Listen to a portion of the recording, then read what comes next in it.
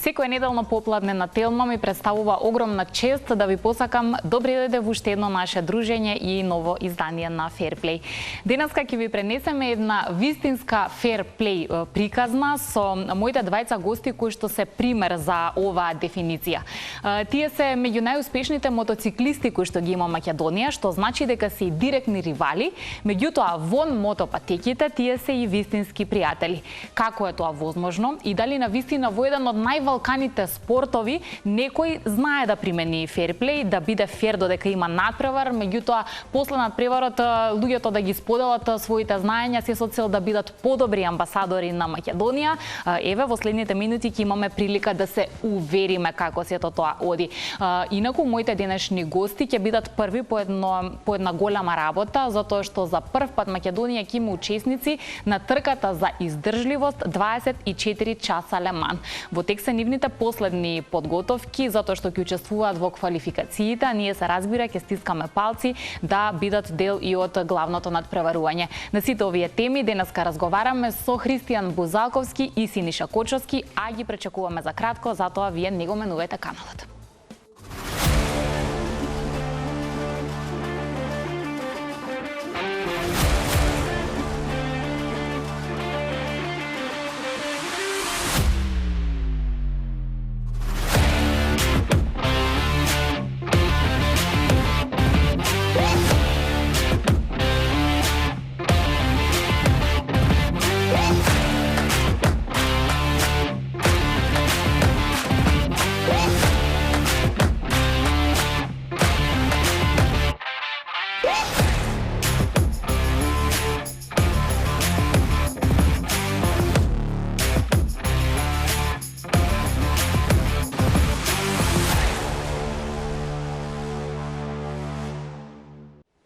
Вистинско време е да дознаеме како двајца македонски мотоциклисти заслужија, односно добија шанса годинава да учествуваат пред се во квалификациите за престижната трка 24 часа Ле Ман и дополнително како тие редовно се надпреваруваат на мотопатеките, но тоа не ги спречува да бидат добри пријатели тогаш кога нема надпревар и тогаш кога може да зборуваат на најразлични теми и да прават нешто кои што не се поврзани само и исклучиво со мотоциклизам. За мене е чест што во Fairplay денеска гостуваат Христијан Бузалковски и Синиша Кочовски. Дечки, здраво и добре дојдовте во Телма. Здраво. Благодарам на поканата. Многу ми е драго што сте овој пат заедно. Христијан веќе бил гостин во Fairplay и во други наши емисии интервјуа. Меѓутоа, сега е посебно интересно што сте и ривали и пријатели. Тоа не е само за пред камери, да не некој помисли дека тоа само така го представуваме, туку вистина. Колку време веќе се познавате и се дружите и се надпреварувате? Па, мислам дека околу 4 години се познаваме. Он се надпреваруваше во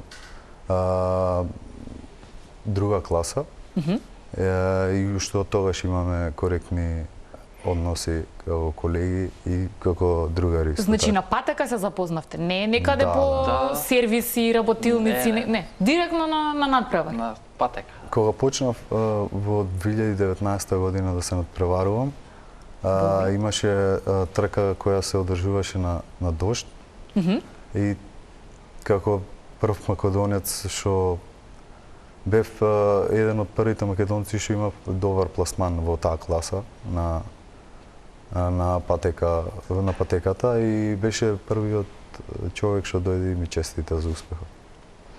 Така се запознавме, јас кога што се сеќам. Да, така тоа беше 2019-2018, да. 2019 јас таа трка не ја возев првата, затоа што тоа беше за БМО. Да. А ја бев, ние тогаш почнавме, ние направивме историски успех, отидовме на Алпе Адрија и беа многу близко трките, пример, овој викенд се одржува за БМО, а следниот викенд беше за Алпе Адрија и решивме да не земеме учество на БМО, тоа што не да Боже може да паднеме да се повредиме, ама бев си зимав некои делови за моторот кои што ми фалеа и успат бев да ги испочитувам да видам како ќе излезат нашите возачи на трката и направи супер успехи. Кога имаме некој македонец кој што прави добар успех и е за почит, зашто да не честитам. Еве, добро. Ја Еве, така една гледам супер на дефиниција за fair play, бидејќи јас природно често го добивам тоа прашање како ќе дефинирам fair play. Не може да биде само една единствена дефиниција, но ова е добра дефиниција. Една од дефинициите. Една, да. Знаете што автомотоспортовите не го криеме тоа, не ни може да се сокрие затоа што и на оние најпрестижни изданија и надпреварувања во автомотоспортовите гледаме многу нефер работи, некако си важат за валкано надпреварување, често гледаме и тимски колеги кои на некој начин дури да не комуницираат и да немаат некоја колегијалност на патеката. Прво, кои се реалните причини за тоа да биде така? Дали навистина кога си таму и кога се бориш за таа победа, а тешко се стигнува до неа, ти се создава некој гнев без разлика кој ти е конкурент? Па, генерално сите сме желни, нели, зашто е можна подобро место, бидејќи некој ќе ставиме кацигата, барем гледаме од моја гледна точка, брат ми да биде пред мене, јас ќе се борам со него како да ми е најголем противник, но тоа е додека сме на патеката. Кога ќе влеземе више во пит стоп, кога ќе извадиме кацигата и опремата, ние сме повторно другари, си комуницираме на како што сме сега вака лабаво си правиме муабет, така и тогаш муабетот е на по рейсинг, пример, како влегуваш ти тука, кој пренос го носиш ти, кој сетап го користи, затоа што генерално сега се надпреваруваме со исти мотори и сетапите ни се многу слични. Добро. И често знаеме да искомуницираме и на таа тема. Без разлика што некојаш може би е клучно кој има подобар сетап реално. Нормално, така? Многу пати влијае тоа на резултатот. Ама си давате совети и комуницирате на Ние сме темата. буквално бокс до бокс и цело време си помагаме за било што. Заедно патуваме, заедно сме сместени на... Ривали сме само на... Да, додека трае У трка. петок 3 сесии, у сабота старт 2 до цел. сесии, у недела Да. 2 сесии. Само тогаш сме ривали. Дали е, Синишо, потешко на некој начин, кога ќе те победи македонец, а не некој што е од друга држава, затоа што вие се надпреварувате на меѓународни нели трки, така што таму имате конкуренти и од други земји, а сепак сте и вие, има и други македонци, можеби, вие ќе ми кажете, но боли ли малку повеќе ако македонец е подобар од тебе во споредба со Па искрено, некој друг? за мене подобро е да ме победи македонец од кого некој друг. така? Нормално дека не сакаш да изгубиш. Кога би сакал да губиш, нема поента да се надпреваруваш. Меѓутоа, јас тоа го прифаќам како училиште за, нели, како школа за Понатаму. Да, лекција, научена лекција. Како научена лекција, Тоа се точно. поразите во спортот. За Христијан можеби малку повеќе знаеме, почесто зборувал. Сакам и ти да ми кажеш од каде љубов за мотори, тоа често пати е нешто наследно. Ако дома има некој што ги чепка моторите, ги сака моторите, па гаража и некако ти природно си во приказната. Како е кај тебе? Ти си прв или има некој од кој што го наследи тоа? Мислам дека татко ми има малце занимавано, меѓутоа рекреативно. Многу малце. Љубовта кон моторите имав уште од мал. Можеби тоа што сум го видел од него ми вродило љубов. Меѓутоа, како повеќето спортисти немав прилика да почнам да се занимавам со спортот од мали години и првата прилика ја добив во 2018 година да купам мотори на 29 години и да почнам да возам рекреативно со другарите низ нашата држава. И кога забележа, некако ти се потврди дека јас сум добар во ова, као имам талент за ова, може да се направи некој успех, нели мора човек да го почувствува тоа или па некој од страна да му каже те гледам, добар си во оваа работа. Па искрено љубовта те тера кон нештото да направиш чекор. И мојата скромна кариера тргна многу интересно, што одлучив да одам на еден тренинг на патеката во Серес во Грција. Да. И на истиот тренинг, на првиот тренинг доживеав пат. И нели ми требаше месец и повеќе да оспособам моторот. Ти не беше После повреден? падот, не. Посериозно, Немав добро, ништо тоа е важно. конкретно. Меѓутоа, тој пат не очигледно не те спречил, не те обесхрабрил. И не, напротив, сакав да одам пак да пробам. И тоа беше поинтересно беше што и вториот пат паднав. Не знам за кого е интересно ова само, за најблиските ичи не е Да, интересно, и- но добро. Се вративме во Македонија и мојот другар кој е дел од тимот ме советуваше да се откажам од спортот и да продам моторот и И нормално во не го истиот постижа. момент му реков сакам да почнам да се надпреварувам.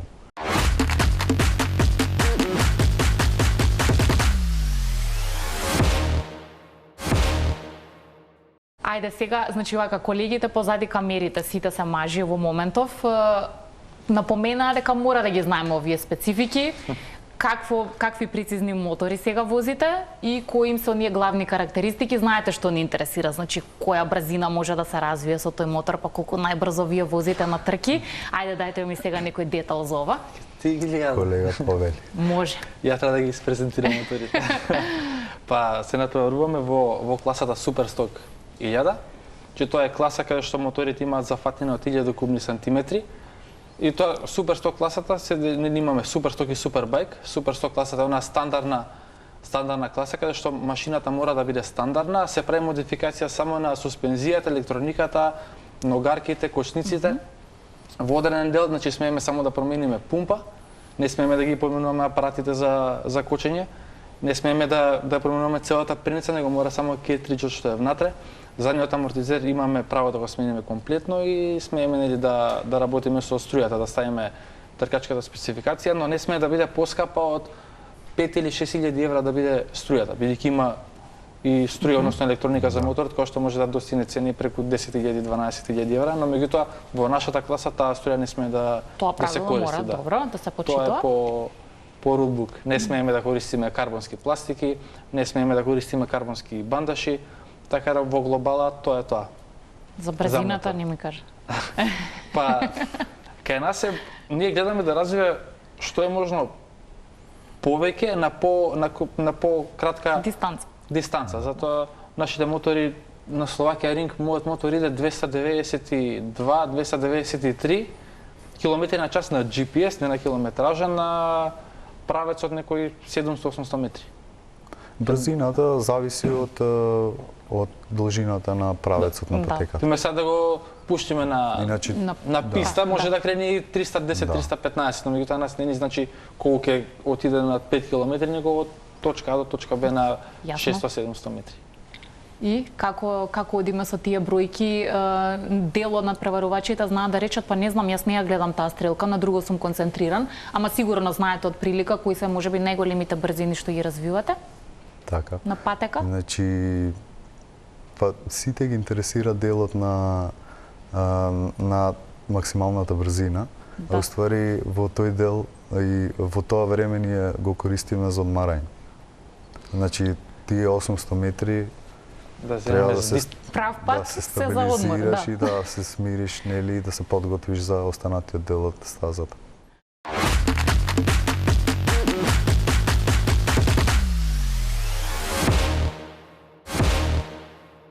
Сега сакам да ми кажете за вашите директни ривалства на патека.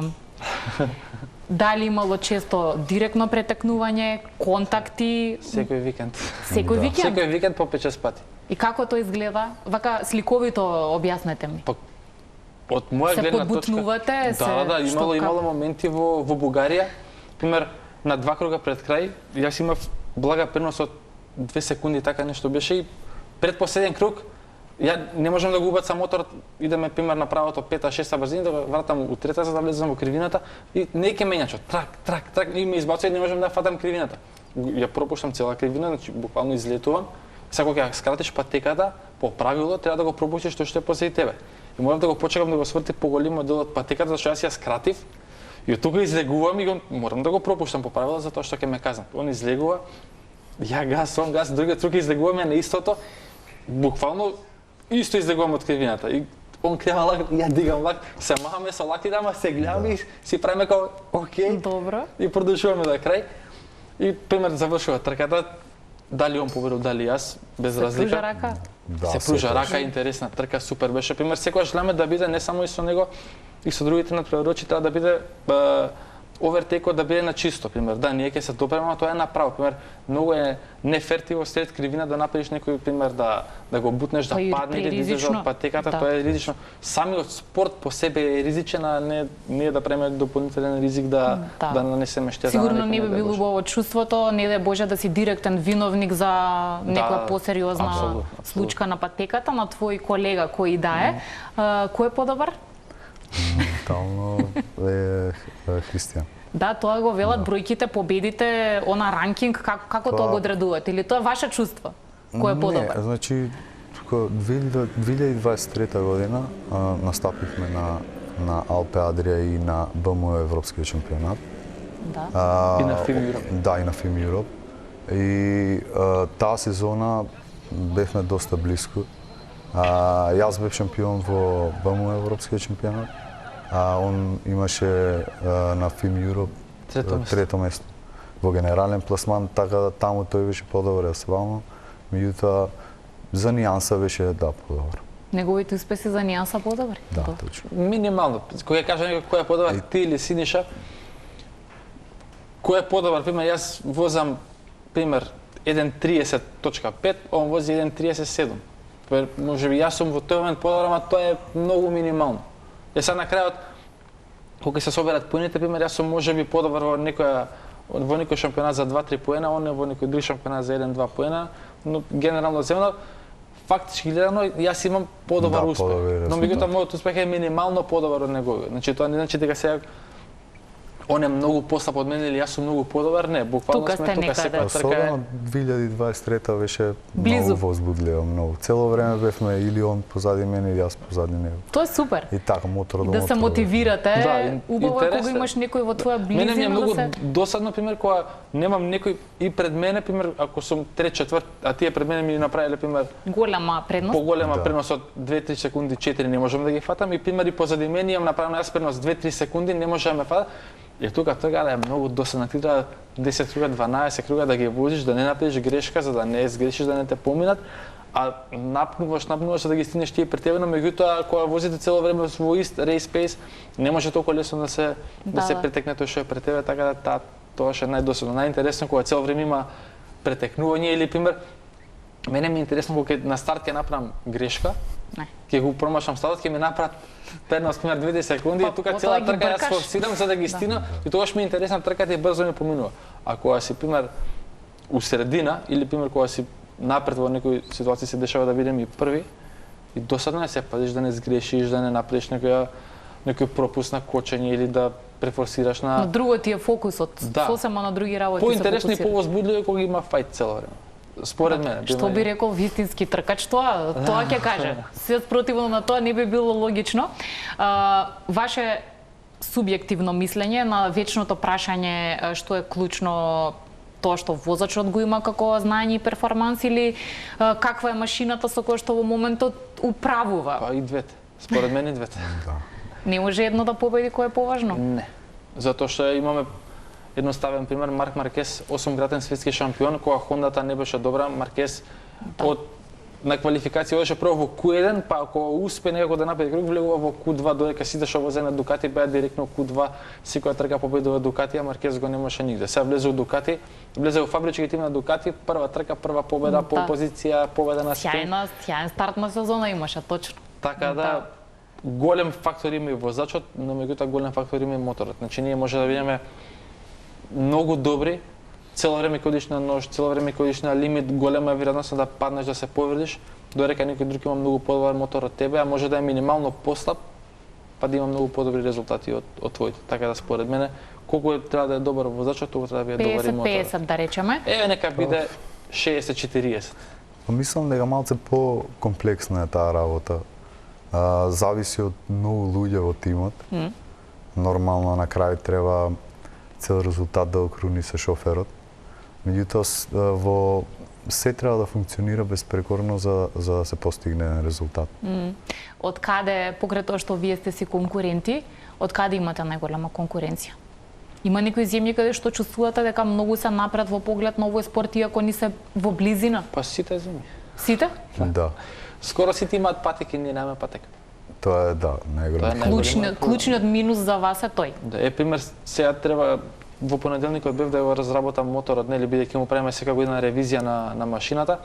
Ние мора да отидеме до Грција, таму да го разработиме, па да се вратиме. Тоа не е 500-600 км пат, кој што не треба да ги извозиме со транспортното возило, со комбито, да си стовариме, да станеме у 5 сабајле, да возиме 3 сати 4, да поминуваме граници, па каде идете, па што носите, па како носите, па да се објасниш каде идеш и да се вратиш, додека другите зими имена многу поблиску, скоро секоја зима си има своја патека, немаат граници, немаат такви моменти на, ја го викам тоа, замарање.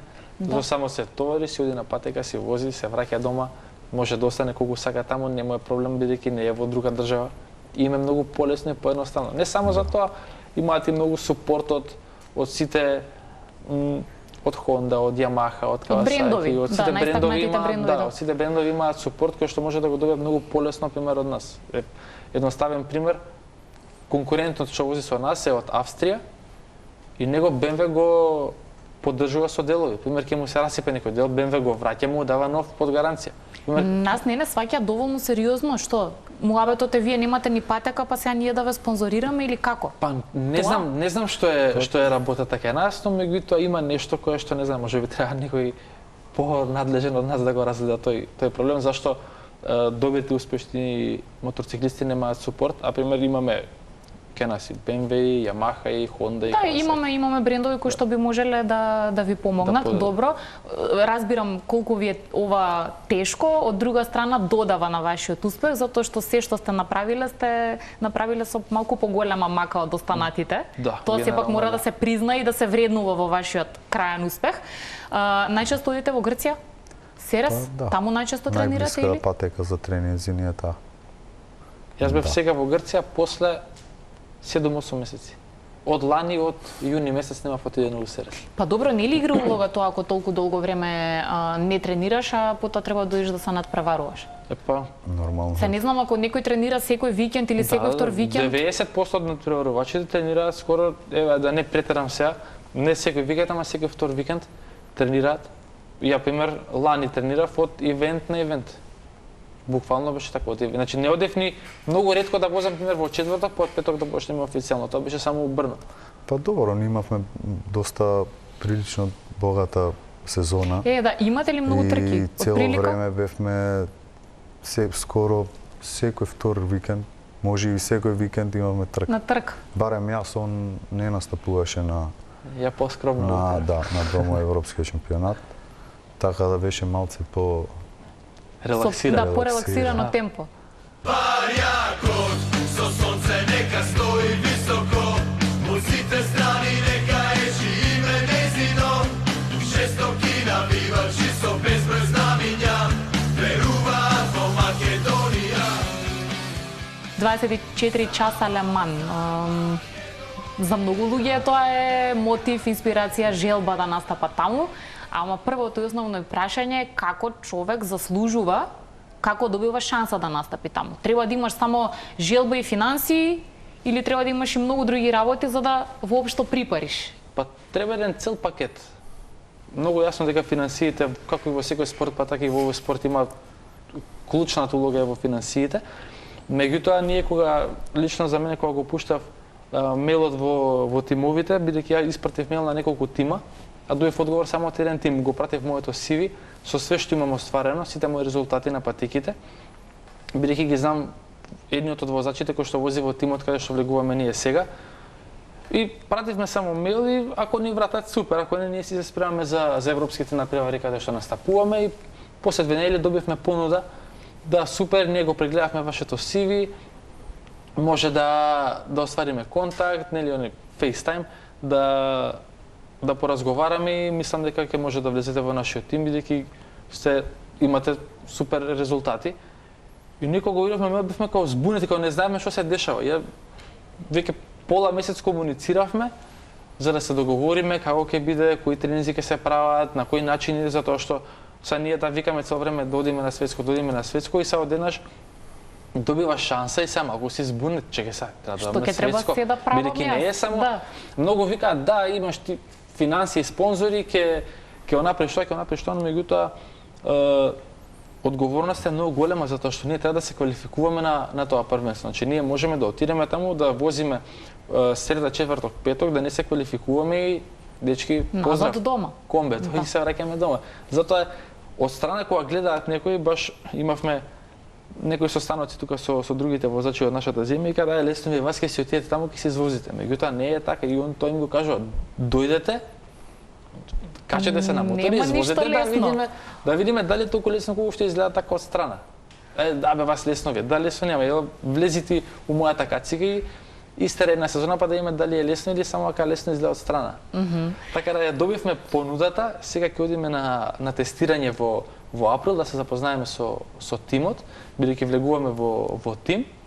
Ќе возиме со сосема друг мотор, ќе возиме со Kawasaki, ќе возиме со други гуми. За мене непознати, он вози со тие гуми, он има возено со Kawasaki. Сега ќе кажа, значи во малку подобра позиција можеби. Има предност минимално. Ти имаш кој да те посоветува, тоа е исто добро. Сега ќе видиме кога се качиме на моторот што ќе види, дали ќе се смееме кога ќе застанеме у пит стоп или ќе види кај или ќе има плачки. Добро, поред морам за да биде разбирливо и за сите што не следат. Значи, трката главна трае 24 часа, името самото кажува, меѓутоа не вози секој од вас 24 часа, мата не е невозможно. Ќе бидете вкупно четворица? Да, четворица. И ќе се менувате со одредено темпо, крај на цел е тоа да се издржи, да бидете пред се живи, здрави, добри и брзи.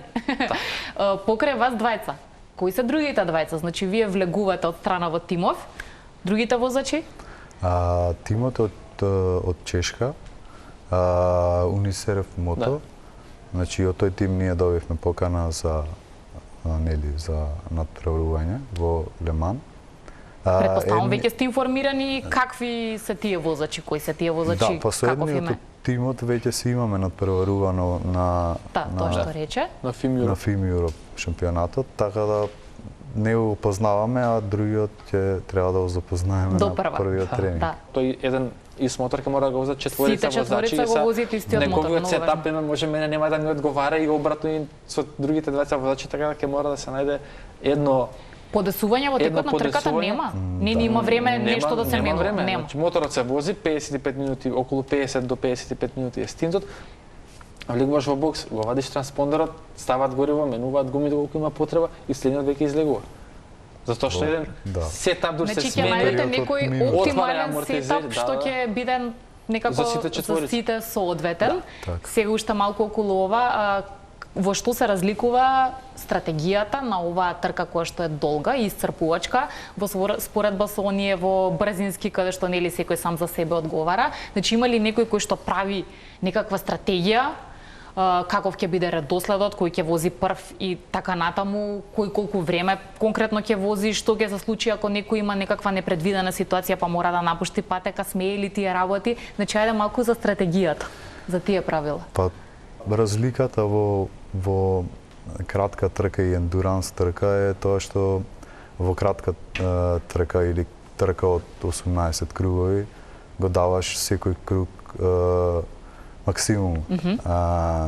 Тука во ова јас мислам дека треба да направиме добар сетап на моторот, да се привикнеме и да извадиме добро темпо долг период. Силата треба да се чува, да се распореди енергијата, нели? Да, да се менаџира за да се издржи цела трка. И сето тоа да биде во рамки на безбедна она зона за да ако паднеш губиш многу додека се способи моторот за продолжиш да се надпреваруваш. И мора возачот сам да се врти до пит стоп ако треба да донесеш моторот. Да, значи ако идејата да се продолжи мора сам да се довлечкаш. Ако се повредиш, најверојатно тогаш ќе ни кажат сигурно ќе има некој што ќе го донесе моторот од тимот, но меѓутоа ако не де Боже паднеш лоу сайд и скршиш рачка, ти мора сам да си го донесеш моторот од кај што си паднал до бокс, не смее да ти помогне никој. Кои се оние главни предвидливи потешкоти што секој мотоциклист знае дека ќе ги има на таа трка која што е долга? Што таму ви се случува? Прво, што му се случува на телото? Може ли да дојде до, не знам, до грчеви, до нешто несакано? Што најчесто страда? Најверојатно цело тело, затоа што ние сме 24 часа Да. Згужвање у моторот и возиш со 300 км на час, 24 часа, без пресад, моторот не се гаси. Моторот се гаси само кога се става гориво. За да не де Боже не се направи нешто да се запали. Значи трката почнува во 12 часот. Не, во 3, во сабота во 3. Во 15 часот во сабота завршува другиот ден во Следниот. недела во Да. 15. И секој кој што завршува добива медал. Да. Ако ти се случи нешто што ти прави некаков дискомфорт, не се чувствуваш добро, дали тоа значи дека може веднаш да се смениш со друг возач или има одредена минутажа што секој мора да ја извози? Па ја мислам дека пред да се качиш на мотор се чувствуваш, го чувствуваш тој дискомфорт.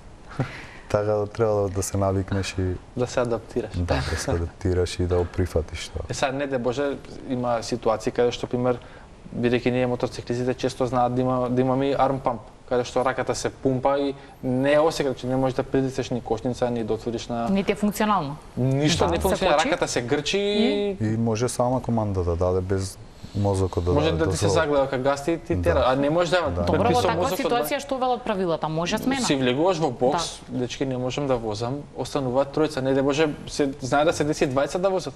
Пример Ако Мартин другите Чој, отпаднат, се откажат?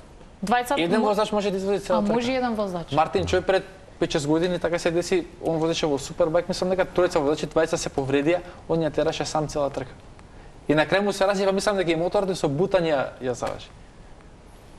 Така да Интересно е, многу е интересно да. и верувам дека сте возбудени.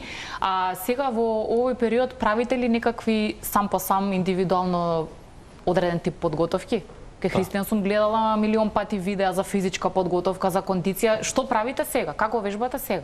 Истото само појачано. Да. Да? Па секогаш е најдобро да тренираш според спецификација, тоест да тренираш со мотор. Ама нели ние го немаме тој услов во текот на зимата и физички се Да, припремаме. добро, сепак Јас мора да лично, имаш кондиција, нели? Мора Да, телово да ти е во добра форма, да не си закржлавен. Значи, на преворањето со мотор сака да се посветиш 365 дена, не е само додека трае сезона. Да. Да. Така да, јас лично исто имам личен тренер и нели Си сега вежбаш? малце ги променивме тренинзите за издржливост и се спремаме и чекаме. Па мора. Да. Нема друг начин. И пак колку и да тренираме ние вака издржливост и трчање и теретана и кросфит и се, пак кога се качиш на мотор, кога изводиш 20-30 круга, Да. пак те боли се Мртов уморен си, да. Се те боли.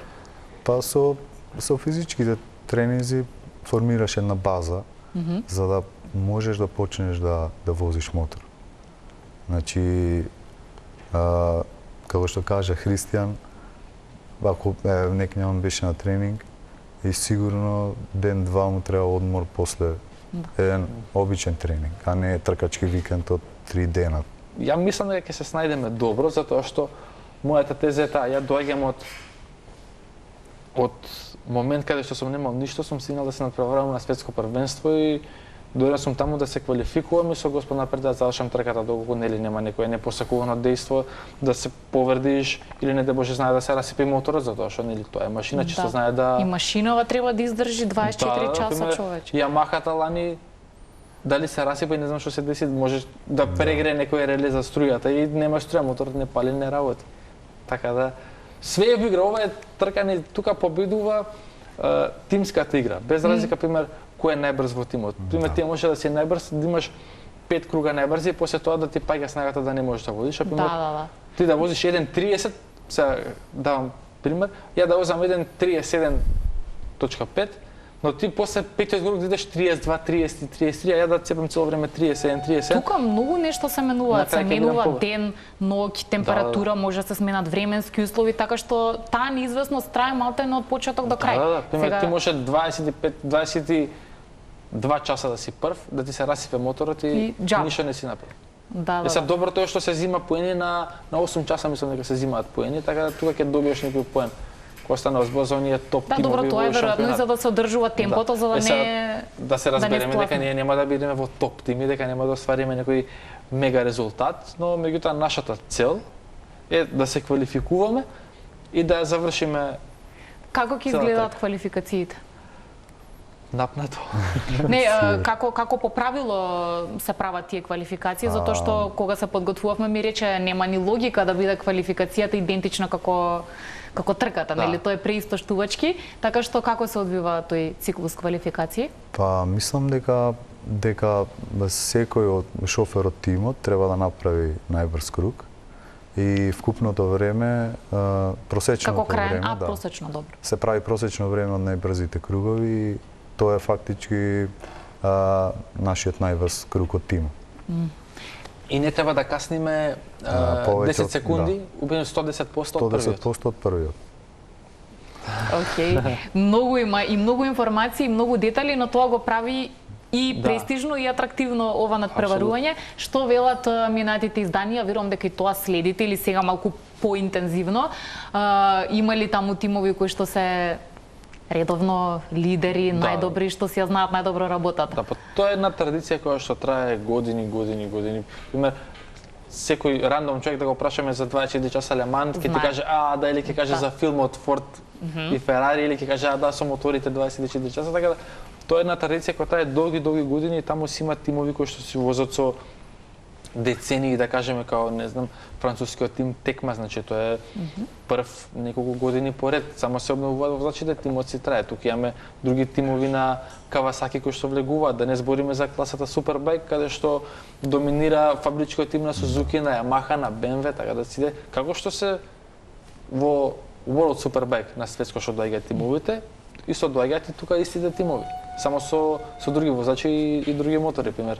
Фабриката на BMW прави мотор за Endurance, фабриката на Yamaha Yard прави за Yamaha, Honda FCC прави за Honda, така да ќе има многу светски имиња познати и ќе биде навистина чест и историја да отидеме ние да возиме двајца македонци од земја каде што немаме патека, одиме на Ле Ман на 24 часа.